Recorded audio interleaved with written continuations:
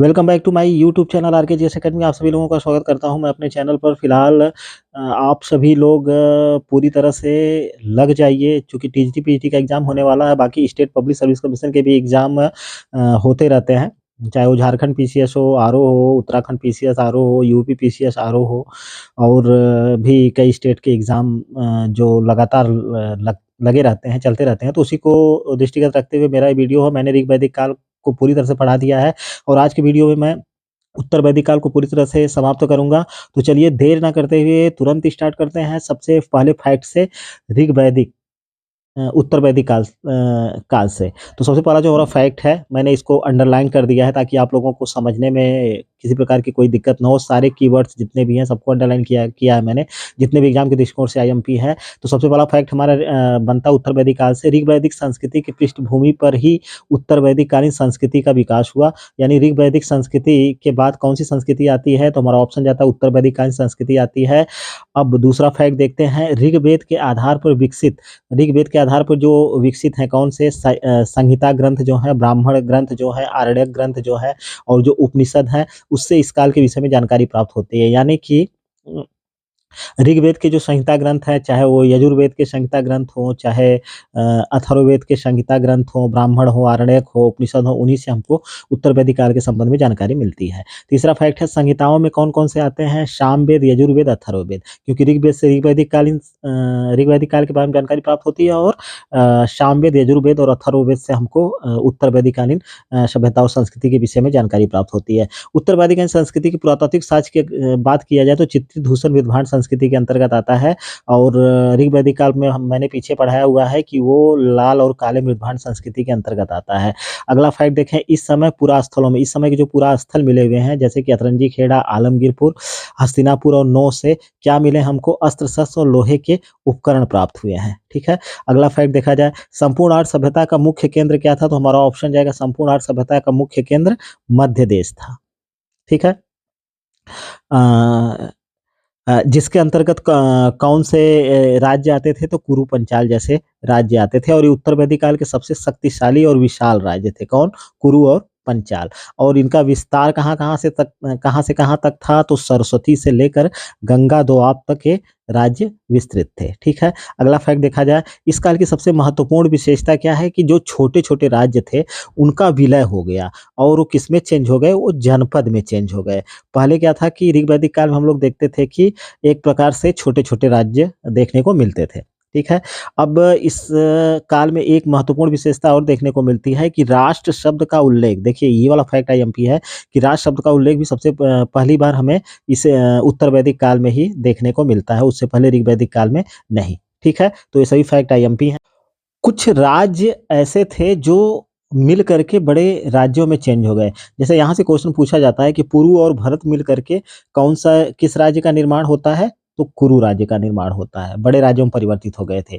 तुर्वस और कृवि मिल करके किस राज्य के रूप में परिवर्तित हुए, तो ये पांचाल में परिवर्तित हो गए। तो ये दोनों फैक्ट आईएमपी है। अगला फैक्ट देखें, राजा के अधिकारों में वृद्धि हुई, राजा के अधिकार में अब क्या हो गया, वृद्धि हो गई, तथा सभा व समिति जैसी संस्थाओं का नियंत्रण उस पर से समाप्त हो गया। ऋग वैदिक काल में हम लोग देखते थे कि सभा और समिति नामक संस्थाएं राजा पर नियंत्रण का कार्य करती थी, उसमें मैंने पढ़ाया हुआ भी है। लेकिन इस समय सभा और समिति जैसी संस्थाओं का नियंत्रण राजा पर से समाप्त हो गया था। ये आईएमपी फैक्ट है। अगला फैक्ट देखें, अथर्ववेद में सभा और समिति को प्रजापति की दो पुत्रियां कहा गया है, भी आईएमपी फैक्ट है ये। अथर्ववेद में, ठीक है, किस वेद में सभा और समिति को प्रजापति की दो पुत्रियां कहा गया है, तो हमारा ऑप्शन जाएगा अथर्ववेद में। अगला फैक्ट देखें, ऋग वैदिक काल की सबसे प्राचीन संस्था, हमने ऋग वैदिक काल में हम लोगों ने डिस्कस किया था कि ऋग वैदिक काल की सबसे प्राचीन संस्था कौन सी थी, तो विदत थी। अब क्या होता है, यहाँ पे हम उत्तर वैदिक काल में देखते हैं कि विदत नामक जो संस्था थी वो समाप्त हो गई पूरी तरह से। ठीक है। तो क्वेश्चन अगर करता है कि कौन सी संस्था निम्न में से उत्तर वैदिक काल में समाप्त हो गई, तो हमारा ऑप्शन जाएगा विदत। अगला फैक्ट देखें, राजा की उत्पत्ति का सिद्धांत सर्वप्रथम कहाँ मिलता है, राजा की उत्पत्ति का सिद्धांत हमको सर्वप्रथम ऐतरेय ब्राह्मण में मिलता है, भी आईएमपी फैक्ट है। अगला फैक्ट, मगध तथा अंग राज्यों का उल्लेख, मगध तथा अंग राज्यों का उल्लेख कहाँ पे हुआ है, तो हमारा ऑप्शन जाएगा अथर्ववेद में हुआ है। सभी क्वेश्चन आईएमपी हैं, सभी क्वेश्चन बार-बार रिपीट होते भी रहते हैं। अथर्ववेद में राजा परीक्षित का उल्लेख है, किस में राजा परीक्षित का उल्लेख है, तो हमारा ऑप्शन जाएगा अथर्ववेद में। और अथर्ववेद में राजा परीक्षित को मृत्यु लोक का देवता कहा गया है, भी आईएमपी फैक्ट है। अब अगला फैक्ट देखा जाए उपनिषदों में, यहाँ देखिए, यहाँ से क्वेश्चन आता रहता है सुमेलित करने के लिए बड़े एग्जामों में कि अश्वपति कहाँ के राजा थे, तो हमारा ऑप्शन जाएगा केकय के अश्वपति थे। काशी के शासक कौन थे, तो अजातशत्रु थे। विदेह के शासक कौन थे, तो हमारा ऑप्शन जाएगा जनक थे। कुरु के कौन थे, तो उद्दालक आरूढ़ी थे। और पंचाल के कौन थे, तो प्रवाह जयवली थे। ये क्वेश्चन सुमेलित करने के लिए बड़े एग्जामों में पूछा जाता रहा है, तो इस पे आप लोग इस फैक्ट पे ज्यादा से ज्यादा ध्यान देने की कोशिश करिएगा। चलिए अब अगले फैक्ट की तरफ चलें। बृहदारण्यक उपनिषद से पता चलता है कि ऋषि श्वेत केतु के पिता उद्दालक आरूढ़ी पंचाग्नि कौन सा ज्ञान प्राप्त करने के लिए, उद्दालक आरूढ़ी पंचाग्नि ज्ञान प्राप्त करने के लिए पांचाल नरेश के पास गए थे। किसके पास, पांचाल नरेश उस समय कौन था, प्रवाढ़ जयवली के पास गए थे। यानी कि यहाँ पे हम लोग देखते हैं कि कुछ क्षत्रिय जो है ब्राह्मणों से भी ज्ञान में आगे थे। छांदोग्य उपनिषद में हमसे में वर्णित है कि उद्दालक आरूढ़ी कौन, उद्दालक आरूढ़ी पंचाग्नि व वैश्वानर शिक्षा प्राप्त करने के लिए, पंचाग्नि की शिक्षा प्राप्त करने के लिए और वैश्वानर की शिक्षा प्राप्त करने के लिए कहाँ गए थे, कैकय नरेश अश्वपति के यहाँ गए थे। ये सभी क्षत्रिय शासक हैं। अच्छा, सतपथ, अगला फैक्ट देखें। सतपथ ब्राह्मण से पता चलता है कि याज्ञवल्क्य ने राजा जनक से शिक्षा ग्रहण की थी। तो राजा जनक से शिक्षा किसने ग्रहण की थी, तो हमारा ऑप्शन जाएगा याज्ञवल्क्य ने ग्रहण की थी। और किस ग्रंथ से पता चलता है, तो हमारा ऑप्शन जाएगा सतपथ ब्राह्मण से पता चलता है। और सतपथ ब्राह्मण से ही हमको ये पता चलता है कि एक दार्शनिक गोष्ठी में ब्राह्मणों को पराजित किया था। क्या, कौन, किसने पराजित किया था, कि राजा राजा ये जो जनक थे, इन्होंने क्या किया था, एक दार्शनिक गोष्ठी में ब्राह्मणों को पराजित किया था। और उससे खुश होकर के ब्राह्मणों ने उनको राजन्य बंधु की उपाधि दी थी। तो राजन्य बंधु की उपाधि किसकी थी, तो हमारा ऑप्शन जाएगा राजन्य बंधु की उपाधि राजा जनक की थी। अगला फैक्ट देखा जाए, छांदोग्य उपनिषद में उल्लिखित है कि महर्षि बल्की गार्ग्य ने काशी नरेश अजातशत्रु से शिक्षा प्राप्त की थी। अब काशी नरेश अजातशत्रु से किसने शिक्षा प्राप्त की थी, तो हमारा ऑप्शन जाएगा महर्षि बल्की गार्ग ने शिक्षा प्राप्त की थी। और किस उपनिषद में इसका जिक्र है, तो हमारा ऑप्शन जाएगा छांदोग्य उपनिषद में। अगला, राजा का राज्याभिषेक राजसूय यज्ञ द्वारा संपन्न होता था, वीआईएमपी फैक्ट है। यानी कि राजा के राज्याभिषेक के समय कौन सा यज्ञ होता था, तो हमारा ऑप्शन जाएगा राजसूय यज्ञ होता था। ठीक है, और जिसका वर्णन किस ब्राह्मण ग्रंथ में है, तो हमारा ऑप्शन जाएगा सतपथ ब्राह्मण ग्रंथ में है। ठीक है, और ये भी फैक्ट आईएमपी है कि राजसूय यज्ञ के समय ही राजा रत्नियों के घर जाकर रत्न हवि प्रदान करता था और उनसे जो है सहयोग और समर्थन की आशा करता था। राजा रत्नियों के घर जाता था। सतपथ ब्राह्मण में आगे हम लोग देखेंगे कि 12 प्रकार के रत्नियों का जिक्र है। ये रत्नी कौन होते थे, एक प्रकार के अधिकारियों का वर्ग था। ठीक है, अधिकारी होते थे ये लोग। चलिए अगला फैक्ट अब देखिए, देखते हैं अगला फैक्ट। राजसूय यज्ञ में कितने प्रकार के जलों से राजा का राज्याभिषेक किया जाता था, तो हमारा ऑप्शन जाएगा 17 प्रकार के जलों से राजा का राज्याभिषेक किया जाता था। अब देखिए, उत्तर वैदिक काल में जो अलग अलग दिशाओं में राजा थे उनके नाम अलग अलग मिलते हैं। जो पूर्व दिशा का राजा था उसको सम्राट कहा जाता था। पश्चिम दिशा के शासक को स्वराट कहा जाता था। उत्तर दिशा के शासक को विराट कहा जाता था। दक्षिण दिशा के शासक को भोज कहा जाता था। ये क्वेश्चन भी आईएमपी हैं और यहाँ से क्वेश्चन वन लाइनर और मेनली मैंने देखा हुआ है कि ये सुमेलित करने के लिए पूछे जाते रहे हैं। तो ये फैक्ट आईएमपी। अगले फैक्ट की तरफ चला जाए। जो राजा चारों दिशाओं को विजित कर लेता था उसको एक राट कहा जाता था। यानी कि जो राजा मतलब इन सभी दिशाओं पर विजय प्राप्त कर लेता था, यानी कि ये सभी राजा उसके अंडर में आ जाते थे, तो कौन सी उपाधि धारण करता था, एक राट की उपाधि धारण करता था। आईएमपी फैक्ट है। ऐतरेय ब्राह्मण में कई प्रकार के राज्यों का उल्लेख है। अगर क्वेश्चन किया जाता है कि कई विभिन्न प्रकार के राज्यों का उल्लेख किस ब्राह्मण धर्म ग्रंथ में हुआ, तो हमारा ऑप्शन जाएगा ऐतरेय ब्राह्मण ग्रंथ में हुआ है। अच्छा, अगला फैक्ट देखा जाए। भौज राज्य के शासक को राजा कहा जाता था। ये आईएमपी फैक्ट है। भौज राज्य के शासक को क्या कहा जाता था, राजा कहा जाता था। अगला फैक्ट, महाराज्य के शासक को सम्राट कहा जाता था। जहां कोई शासक नहीं होता था उसको क्या कहा जाता था, वैराज्य कहा जाता था। ठीक है, यहाँ पे कोई शासक नहीं होता था, इस एरियाज को वैराज्य कहा जाता था। अगला फैक्ट, सतपथ ब्राह्मण में 12 प्रकार की रत्नी, देखिए रत्नियों का जिक्र यहाँ पे आ गया। अगर क्वेश्चन किया जाता है कि किस ब्राह्मण धर्म ग्रंथ में रत्नियों का जिक्र है, तो हमारा ऑप्शन जाएगा सतपथ ब्राह्मण धर्म ग्रंथ में है। कितने प्रकार की रत्नियों का जिक्र है, तो हमारा ऑप्शन जाएगा 12 प्रकार की रत्नियों का जिक्र है। अब हम लोग देखते हैं कि ये जो रत्निन थे, रत्नियों में सबसे ये रत्नियों की पूरी लिस्ट मैंने तैयार की हुई जहाँ से क्वेश्चन पूछे जाते रहे हैं। तो सबसे ऊपर कौन था? सेनानी था, जो सबसे प्रमुख रत्निन होता था, यानी कि सेना का संचालक यही करता था। दूसरा रत्निन होता था पुरोहित, ये इसका दूसरा स्थान था। युवराज राजा का पुत्र भी रत्निन में श्रेणी था, इसका तीसरा स्थान था। चौथे स्थान पे महिषी थी, जो प्रधान रानी अथवा पटरानी थी। सूत कौन होता था? क्वेश्चन आता रहता है। राजा के सारथी को सूत कहा जाता था। ग्रामणी कौन होता था? गाँव के मुखिया को कहा जाता था।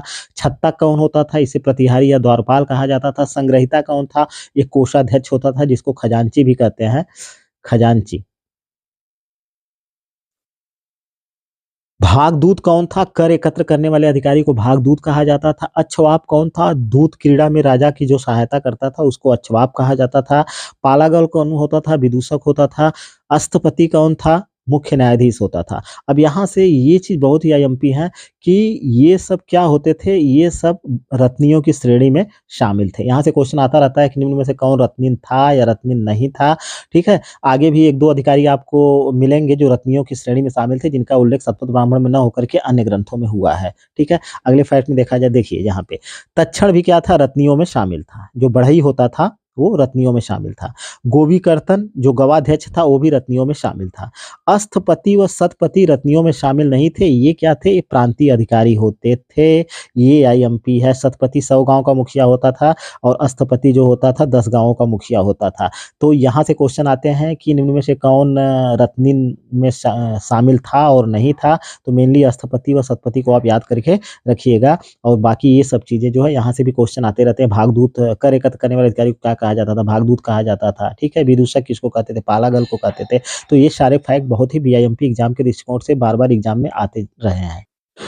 एक और आईएमपी है, अधिकारी था रथकार, जो राजा का रथ हाँकता था, ठीक है? वो रथकार भी रत्निन की श्रेणी में शामिल था। तो इन सबों को आपको मेनली याद करके रखना है। अगला फैक्ट देखें, राजा का एक नाम विषमता भी मिलता है। विषमता यानी विष को खाने वाला। तो विषमता किसकी उपाधि थी? तो हमारा ऑप्शन जाएगा राजा को कहा जाता था। क्यों? क्योंकि ये वैश्य से कर वसूल करता था, इसीलिए इसको विषमता कहा गया है। कथन और कारण करके क्वेश्चन पूछता है, तो वहाँ पे कॉन्सेप्चुअल भी आप कर ले जाएँगे। उत्तर वैदिक काल में कर को क्या-क्या कहा जाता था? बलि कहा जाता था, भाग कहा जाता था, और इसको एक नाम और दिया गया है, शुल्क। यानी कर को बलि, भाग और शुल्क कहा जाता था। वो ऋग वैदिक काल में क्या था कि बलि बलि कहा जाता था सिर्फ़ कर को, और ये उपहार के रूप में प्रजा द्वारा स्वेच्छा से दिया जाता था। लेकिन इस समय हम लोग देखते हैं कि अब जो कर जो थे वो अनिवार्य हो गए थे, कि अनिवार्यतः अब राजा कर वसूल करता था। अगला, वैश्य द्वारा कर देने के कारण, वैश्य मेनली कर देते थे, इसलिए उनका एक नाम पड़ गया, उनको एक उपाधि दे दी गई, अनस्य बलिकृत या अन्यस्याद पड़ गया था। तो ये अन्यस्याद्य और अनस्य बलिकृत किसको कहा जाता था? तो हमारा ऑप्शन जाएगा वैश्यों को कहा जाता था। अगले फैक्ट की तरफ चलें, कर की मात्रा संपूर्ण आय का कितने परसेंट होती थी? 1/, कितना भाग होती थी? 1/16वां भाग होती थी संपूर्ण आय का। बीआईएमपी फैक्ट है। अगला फैक्ट, राजा के पास कोई अस्थायी सेना नहीं होती थी। समय-समय पर क्या होता था कि इसके अंडर में जो छोटे-छोटे शासक होते थे, वो अपनी सेना युद्ध के समय इनको देते थे, ठीक है? सर्वोच्च न्यायालय राजा का होता था, और सर्वोच्च न्यायाधीश भी राजा ही होता था। हालाँकि गाँव में और प्रांतों में अलग-अलग अधिकारी न्याय का कार्य देखते थे।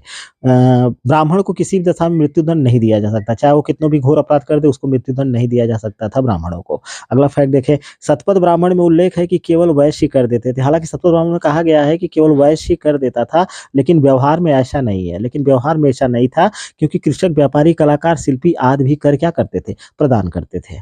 चलिए अगले फैक्ट की तरफ चलें। अगला फैक्ट है, ऐतरेय ब्राह्मण में ब्राह्मणों को क्षत्रियों से श्रेष्ठ बताया गया। ऐतरेय ब्राह्मण में ब्राह्मणों को क्या क्षत्रियों से क्या बताया गया? श्रेष्ठ बताया गया है, ठीक है? हालाँकि शतपथ ब्राह्मण में एक जगह आगे मैं पढ़ाऊँगा कि क्षत्रियों को ब्राह्मणों से श्रेष्ठ बताया गया। अच्छा, यही तो है। शतपथ ब्राह्मण में एक जगह क्षत्रियों को ब्राह्मण से श्रेष्ठ बताया गया है। यहाँ से क्वेश्चन पूछा गया है कि किस धार्मिक ग्रंथ में या किस ब्राह्मण ग्रंथ में क्षत्रियों को ब्राह्मणों से श्रेष्ठ बताया गया है। हालाँकि पीछे हम लोग देख चुके हैं कि कई ब्राह्मण ऐसे थे जो क्षत्रियों से शिक्षा ग्रहण किए थे। अगला फैक्ट, ब्राह्मण, क्षत्रियों, वैश्य की तरह रथकारों का भी उपनयन संस्कार होता था। यानी कि शूद्रों का उपनयन संस्कार नहीं होता था, लेकिन ब्राह्मण, क्षत्रिय और वैश्य की तरह जो रथकार होता था, उसका भी उपनयन संस्कार किया जाता था। अगला फैक्ट देखें, ऋग वैदिक काल की अपेक्षा उत्तर वैदिक काल में स्त्रियों की स्थिति में क्या आई थी? गिरावट आई थी। कैसे?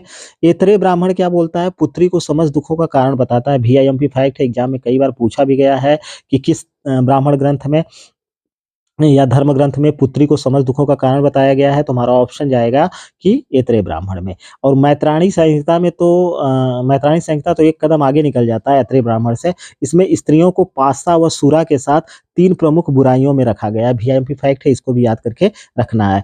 सतपथ ब्राह्मण में स्त्री को अर्धांगिनी कहा गया है। यहाँ पे भी काफ़ी IMP है कि किस ब्राह्मण ग्रंथ में स्त्री को अर्धांगिनी कहा गया, तो हमारा ऑप्शन जाएगा सतपथ ब्राह्मण ग्रंथ में। ठीक है?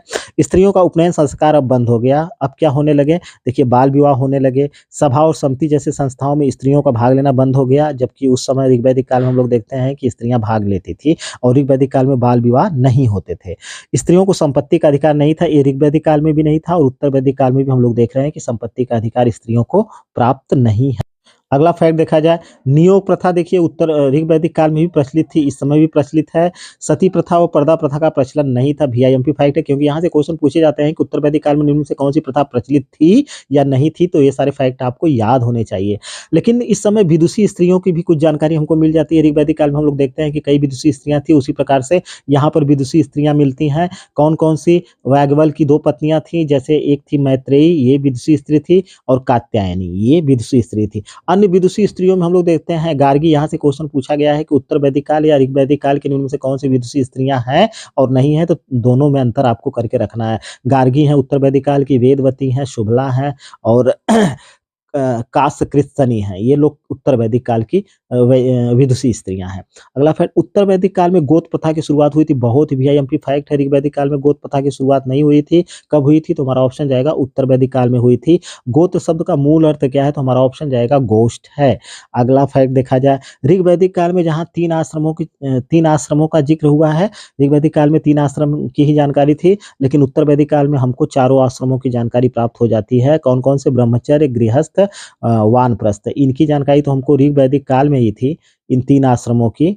लेकिन ये जो चौथा आश्रम संन्यास आश्रम है, इसकी जानकारी हमको उत्तर वैदिक काल से होती है। यानी उत्तर वैदिक काल में चारों आश्रमों का जिक्र मिलता है। अब हम लोग देखते हैं कि छांदोग्य उपनिषद में केवल 3 आश्रमों का जिक्र है। ठीक है? यानी कि ब्रह्मचर्य, गृहस्थ और वानप्रस्थ का जिक्र किसमें है? तो हमारा ऑप्शन जाएगा छांदोग्य उपनिषद में। लेकिन चारों आश्रमों का जिक्र किसमें है?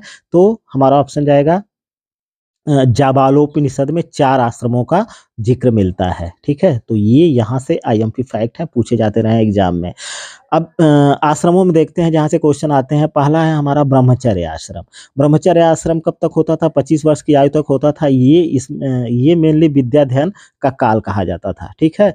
अब बौधायन धर्म सूत्र के अनुसार, बौधायन धर्म सूत्र में ब्रह्मचर्य आश्रम के बारे में कुछ चीज़ें बताई गई हैं, जैसे कि ब्राह्मण, क्षत्रिय और वैश्य, क्योंकि इन्हीं का उपनयन संस्कार होता था।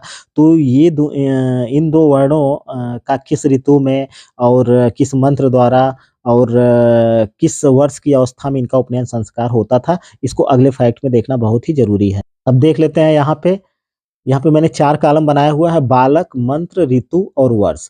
ब्राह्मण का किस मंत्र द्वारा उपनयन संस्कार होता था? गायत्री मंत्र द्वारा। किस ऋतु में होता था? वसंत ऋतु में। कितने वर्ष की अवस्था में? 8 वर्ष की अवस्था में। क्षत्रिय का किस मंत्र द्वारा? त्रिष्टुप मंत्र द्वारा। किस ऋतु में? ग्रीष्म ऋतु में। और कितने वर्ष की आयु में? 11 वर्ष की आयु में। वैश्य का किस मंत्र द्वारा? जगती मंत्र। किस ऋतु में? शरद। और कितने वर्ष की अवस्था में? 12 वर्ष की अवस्था में। यहाँ पर भी हम देखिए विभेद पाते हैं वर्ण व्यवस्था में। ठीक है?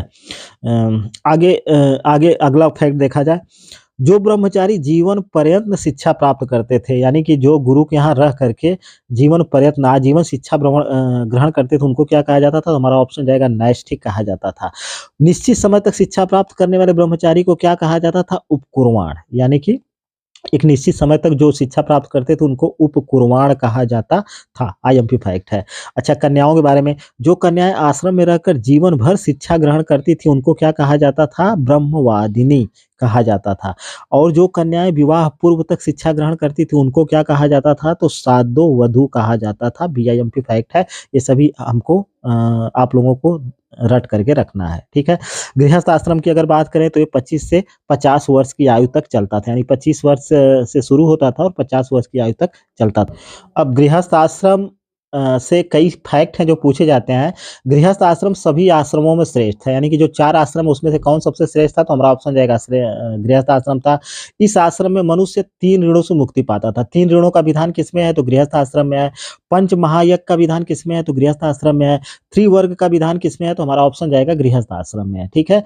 और समावर्तन संस्कार जो आश्रम में ही संपन्न होता था, के बाद व्यक्ति ब्रह्मचर्य आश्रम से गृहस्थ आश्रम में प्रवेश करता था। यानी कि जब शिक्षा-दीक्षा ग्रहण कर लेते थे जो होते थे शिष्य होते थे, वो जब गृहस्थ आश्रम में प्रवेश करने से पहले उनको जो है आश्रम में जहाँ शिक्षा प्राप्त करते थे, वहीं पर उनका समावर्तन संस्कार किया जाता था, तब वो गृहस्थ आश्रम में प्रवेश करते थे। यहाँ से भी क्वेश्चन आते रहते हैं कि गृहस्थ आश्रम में प्रवेश करने से पूर्व कौन-सा संस्कार संपन्न किया जाता है? तो हमारा ऑप्शन जाएगा समावर्तन संस्कार। अगला फैक्ट देखा जाए, त्रिवर्ग में देखा जाए कौन-कौन से हैं? अरे सॉरी, त्रिऋण में देखा जाए कौन-कौन से हैं? एक ऋषि ऋण है जिसमें क्या किया जाता है? वैदिक ग्रंथों का अध्ययन किया जाता है। पितृ ऋण में क्या किया जाता था? पुत्र की उत्पत्ति, ठीक है? इससे छुटकारा पाने के लिए ये सारी चीज़ें करी जाती थी। और देव ऋण में क्या किया जाता था? यज्ञ पूजा करना और करवाना, ये सब चीज़ें होती थी। तो 3 ऋण, पंच महायज्ञ और त्रिवर्ग का जो विधान है वो कहाँ पे है? गृहस्थ आश्रम में। यहाँ से आईएम फैक्ट है पूछे जाते हैं। पंच महायज्ञ में देखा जाए पहला कौन-सा यज्ञ है? तो ब्रह्म यज्ञ या ऋषि यज्ञ। अब ये क्यों किया जाता था? इसमें वेदों का अध्ययन तथा प्राचीन ऋषियों के प्रति कृतज्ञता और सम्मान प्रकट किया जाता था। तो य क्वेश्चन यहाँ से आता है कि पंच महायज्ञ किस लिए किया जाता था? तो ये सारे फैक्ट हम लोगों को याद होने चाहिए। अब अगला देखें, दूसरा देवयज्ञ, इसमें क्या किया जाता है? देवताओं की पूजा की जाती है। पितृयज्ञ में किया जाता है? मृत पितरों की शांति हेतु तर्पण और श्राद्ध जो किया जाता है वो पितृयज्ञ, उसी को पितृयज्ञ के अंतर्गत शामिल किया गया है। भूत यज्ञ में क्या किया जाता है? भूत प्रेतों को शांत किया जाता है। मनुष्य यज्ञ या नृयज्ञ में किया जाता है? अतिथियों की सेवा करना। तो यहाँ से ये सभी यज्ञ और उसके उद्देश्य सभी आईएमपी हैं, कहीं से भी क्वेश्चन घुमा-फिरा के पूछ सकता है। त्रिवर्ग के अंतर्गत निम्न में से कौन से शामिल हैं या नहीं हैं? तो हमारा ऑप्शन जाएगा धर्म शामिल है, अर्थ शामिल है और काम शामिल है। कई बार एग्ज़ाम में ये पूछा गया है कि त्रिवर्ग के अंतर्गत कौन-सा शामिल है या नहीं है? इसमें एक ऑप्शन मोक्ष देता है जो कि शामिल नहीं है। ठीक है? अगला आश्रम है वानप्रस्थ आश्रम। कब से कब शुरू होता है? 50 से 75 वर्ष की आयु में शुरू होता है और इसका उद्देश्य क्या है? अब मनुष्य जो है लौकिक जीवन और कार्यों से मुक्त होकर पारलौकिक जीवन की तरफ उन्मुख होता है। किस आश्रम में? तो हमारा ऑप्शन जाएगा वानप्रस्थ आश्रम में। संन्यास आश्रम कब शुरू होता है? 75 वर्ष से 100 वर्ष तक चलता है। 75 वर्ष में शुरू होता है और 100 वर्ष तक चलता रहता है, क्योंकि ऐसा माना जाता है कि मनुष्य की जो आयु होती है वो 100 वर्ष तक होती है। अच्छा, संन्यास का संन्यास का अर्थ क्या होता है? तो हमारा ऑप्शन जाएगा पूर्ण त्याग होता है। इसमें मनुष्य गृह का त्याग कर देता है और इसका मेन उद्देश्य क्या होता है? तो हमारा ऑप्शन जाएगा मोक्ष प्राप्ति करना, इसका मेन उद्देश्य होता है। अच्छा, उत्तर वैदिक काल में आर्थिक जीवन की अगर बात किया जाए, जो आईएमपी फैक्ट है उस पे ध्यान देंगे। कृषि मुख्य, पशुपालन गौण, यानी कि अब हम लोग देखते हैं कि कृषि मुख्य व्यवसाय हो गया, पशुपालन गौण हो गया, जबकि वैदिक काल में पशुपालन मुख्य था और कृषि गौण था। मृदभांड कैसे मिलते हैं? उत्तरी काली पालिश वाले और चित्री धूसर मृदभांड, यानी कि ये ऐसी संस्कृति उत्तर वैदिक कालीन संस्कृति है। उत्तर वैदिक काल में लोहे को क्या कहा गया है? इस लोहे को बहुत वीआईएमपी है, श्यामयस और कृष्णयस कहा गया है। ठीक है? लोहे का प्राचीनतम साक्ष्य कहाँ से प्राप्त होता है? तो उत्तर प्रदेश के एटा जिले के अतरंजी खेड़ा से प्राप्त होता है। आईएमपी फैक्ट है ये 1000 ईसा पूर्व में। आगे देखा जाए, शतपथ ब्राह्मण में 6, 8, 12, 24 बैलों द्वारा हलों को जोते जाने का या खींचे जाने का वर्णन है। किस ब्राह्मण ग्रंथ में? शतपथ ब्राह्मण ग्रंथ में। अतरंजी खेड़ा से हमको जौ, चावल या गेहूं के प्रमाण मिले हैं, तो यहाँ से भी क्वेश्चन पूछे जाते हैं कि निम्न में से कौन से साक्ष्य मिले हैं या नहीं मिले हैं या कहाँ से मिले हैं। हस्तिनापुर से हमको क्या मिला है? चावल और जंगली किस्म के गन्ने का साक्ष्य मिला हुआ है, कि एग्जाम में पूछा हुआ क्वेश्चन है। तो ये सभी फैक्ट आपको रट के रखने होंगे। चलिए अगला फैक्ट देखा जाए, काठक संहिता में 24 बैलों द्वारा खींचे जाने वाले हलों का जिक्र है। अगर क्वेश्चन करे कि किस संहिता में 24 बैलों द्वारा हलों को खींचे जाने का जिक्र है, तो हमारा ऑप्शन जाएगा काठक संहिता में।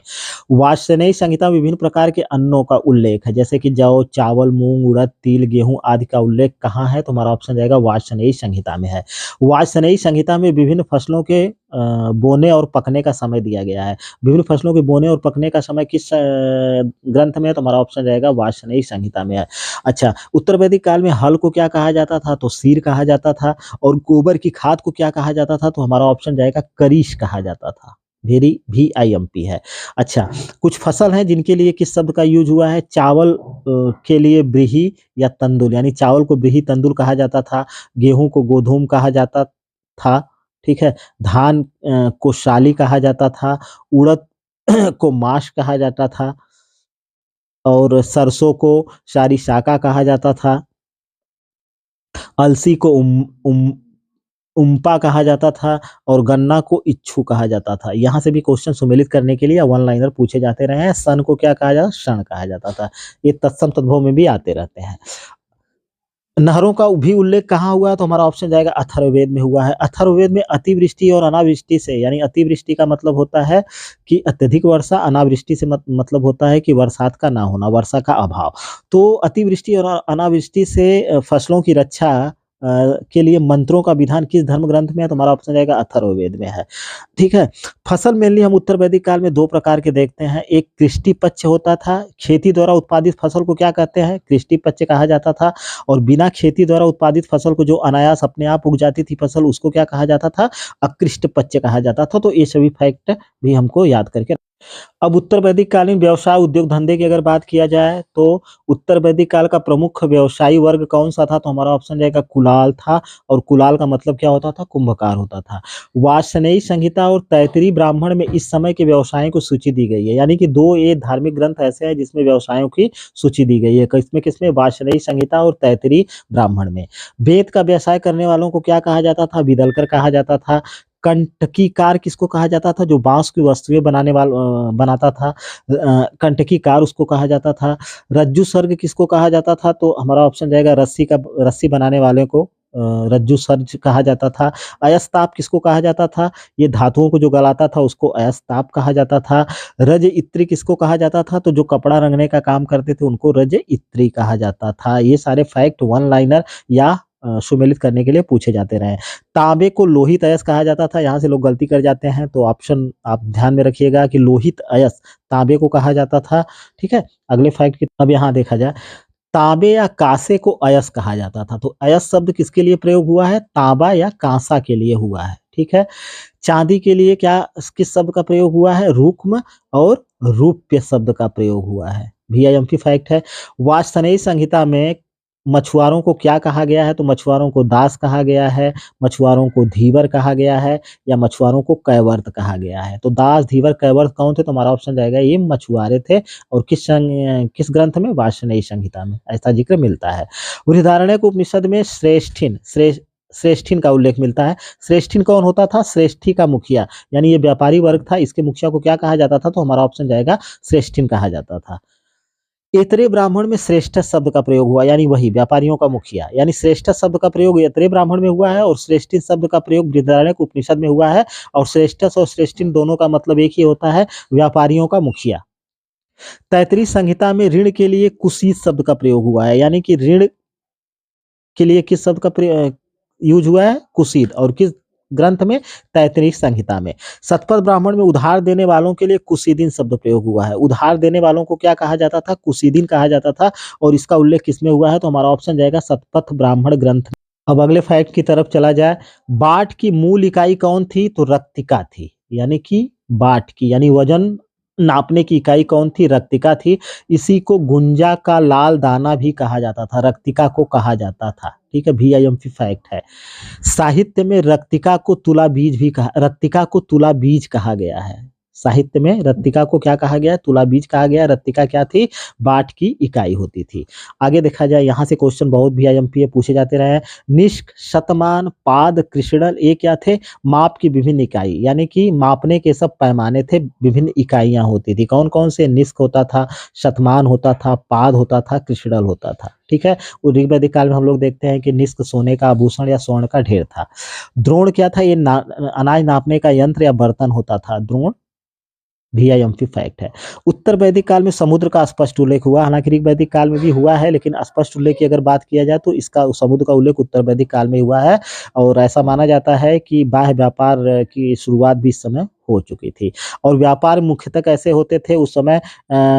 सिक्कों का प्रचलन नहीं हुआ था, या सिक्कों का प्रचलन जो भी था तो वो इसके लिए नहीं होता था।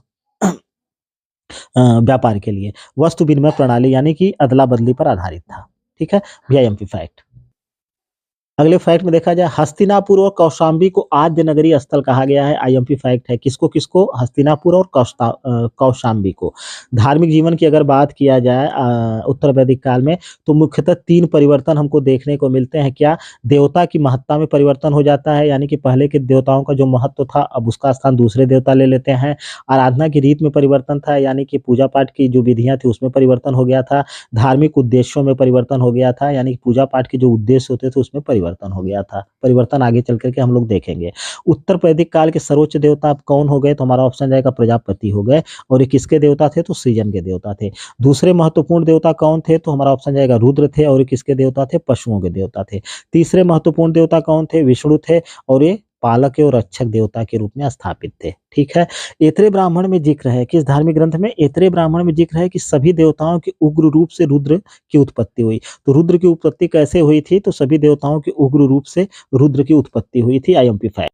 अगले फैक्ट को देखा जाए, वरुण जो है अब किसका देवता हो गया? जल का देवता हो गया। हम लोग देखते हैं ऋग्वैदिक काल में वो ऋत का नियामक था, ठीक है? नैतिक नियमों का संरक्षक था, लेकिन अब जल का देवता हो गया। पूषण जो है पहले ऋग्वैदिक काल में पशुओं का देवता था, अब शूद्र का देवता हो गया, ठीक है?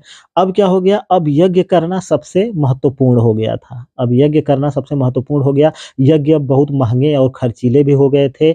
यज्ञ के सार्वजनिक और घरेलू दोनों रूप प्रचलित हो गए थे, यानी कि सार्वजनिक भी यज्ञ किए जाते थे और लोग घर पे व्यक्तिगत रूप से भी यज्ञ करते थे। ठीक है?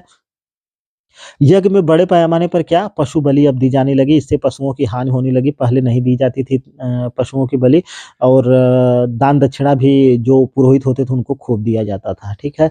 अतिथि गोघ्न कहलाते थे। गोघ्न इसलिए कहलाते थे क्योंकि गाय को ऋग्वैदिक काल में अघन्या कहा गया है, यानी कि न मारे जाने योग्य, लेकिन उत्तर वैदिक काल में हम लोग देखते हैं कि अतिथियों को गोमांस खिलाया जाता था, इसीलिए उनको गोघ्न कहा जाता था।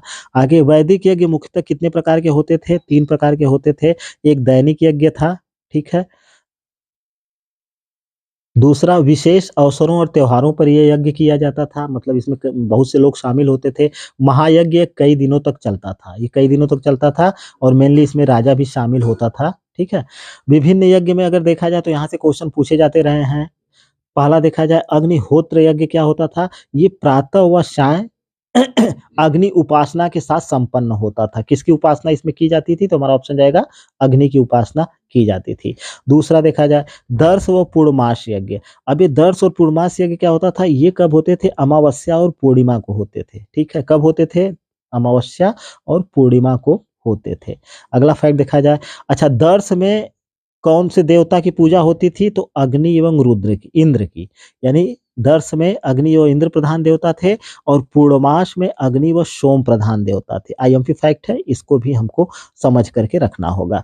चातुर्मास यज्ञ की अगर बात किया जाए तो ये प्रत्येक 4-4 मास पर जब ऋतुएँ बदलती, यानी ये ऋतुओं से संबंधित कौन-सा यज्ञ था? तो हमारा ऑप्शन जाएगा चातुर्मास यज्ञ था। इस यज्ञ में पशुओं की बलि दी जाती थी। किस यज्ञ में? इसमें, चातुर्मास यज्ञ में। ठीक है? अगला देखा जाए सौत्रामणि यज्ञ।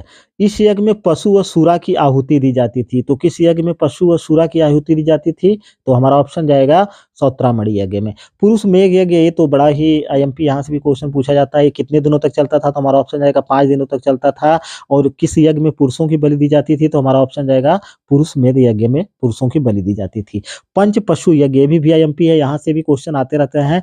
5 पशुओं, कौन-कौन से पशु इसमें हैं? भेड़, बकरा, घोड़ा, बैल और इसके साथ एक मनुष्य की बलि दी जाती थी। तो किस यज्ञ में, यहाँ से क्वेश्चन आते रहे हैं कि पशु यज्ञ में निम्न में से किसकी बलि दी जाती थी या नहीं दी जाती थी? तो हमको सबको ध्यान में रखना है।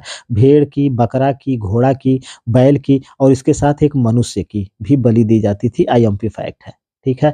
अगला फैक्ट देखा जाए अश्वमेध यज्ञ, तो बहुत ही आईएमपी है, ये सर्वाधिक महत्वपूर्ण। अगर क्वेश्चन किया जाता है कि उत्तर वैदिक काल का सर्वाधिक महत्वपूर्ण यज्ञ कौन था? तो अश्वमेध यज्ञ था।